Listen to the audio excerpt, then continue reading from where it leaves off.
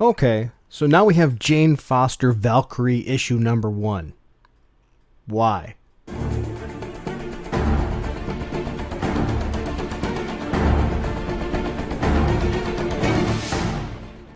Hello, Fruit Force. Thanks for joining me for this comic book review of Valkyrie number 1, or should I say, Jane Foster Valkyrie number 1, The Sacred and the Profane Part 1.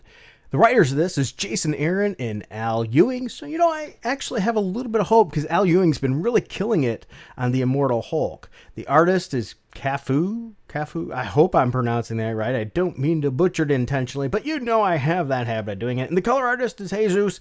Whatever his last name is, I'm going to just butcher it anyway. So anyway, I looked at the cover right off the bat and I asked myself, will this make me want to pull this off the shelf? And the answer is, not really. It's just sort of okay. I mean, there's Jane Foster as Valkyrie on the cover, which I guess is okay for an initial number 1 setup issue, but this really doesn't grab my attention. Anyway, I turn into the book here, and right off the bat, we see Valkyrie coming down. And it just reminds me, hey, is this Wonder Woman? It's like, okay. Okay, it is what it is. And we start right off with the story of Valkyrie taking on some very minor Bush League villains, if you will, that are really just a different take on one particular villain, and they just branched it out because he's incorporated now. So Jane Foster is up against Gold Rush, Silver Ghost, Green Light, Red Line. I'm not even going to bother with the other one. Because, you've got to set up a set of villains to usher in a new hero to show how powerful that hero is against anybody else. But there is a twist here. They do have weapons from the last that were left over from the war that were found, if you will, because we all had to been reading that big War of the Realms, right? Probably not. But anyway, this is where Valkyrie comes swooping down and takes these guys out, showing them how much woman power we have and how much men are losers. Well, anyway, Jane Foster is able to take them out, but not all of them. Exactly. One gets away, or does he? Anyway, he ends up getting killed. And later on, we get transitioned back to Jane Foster as she has to meet up and find out that she's getting demoted because she hasn't been exactly handling her career responsibilities very well.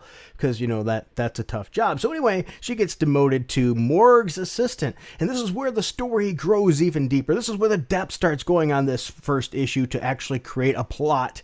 And we find out that they discover one of the guys that got away is dead, and she sees how. And this makes her go, oh no, we have to look for this weapon. So Jane Foster uses her new Valkyrie powers to go and visit the dead, sort of dead, you know how it is in Valhalla kind of thing. And she goes back to see the previous Valkyrie, the one that people actually cared about, and wonder why she was killed, just to make room for Jane Foster, because, reasons. Right, so anyway, she consorts with her, and she really isn't able to help very much in that regard. But don't you fear, comic readers. Before the story is over, we know exactly who the shaded figure was that we couldn't see before, who the killer of that other villain was, and that's none other than Bullseye, because yes, Bullseye makes a great villain against a Valkyrie? Well, okay. So after reading this issue, I have to look back and I ask myself, what did I think about this issue? Well, here's the thing. One, the art was okay. Actually, the art was pretty good. I'll give it good credit for that. Cover was a little weak, but otherwise the interior art, not so bad. Pretty good. As an introductory story goes, it's meh. It's nothing special at all. Really, it's just more of the cliche stuff. A superpowered woman comes in, makes men look bad because, men are bad guys, but men and women are super, and women are the best at everything. But, in all fairness, though, in a setup issue, you usually got to show the hero and their powers to introduce people that aren't familiar with this character. So it did that okay. And then it gives a setup story. And it is what it is. It's a setup story. It's mediocre. Overall, the whole issue to me is meh. It's okay. If you're really interested in this character from previous issues of other series and things like that of Thor, you might want to check it out.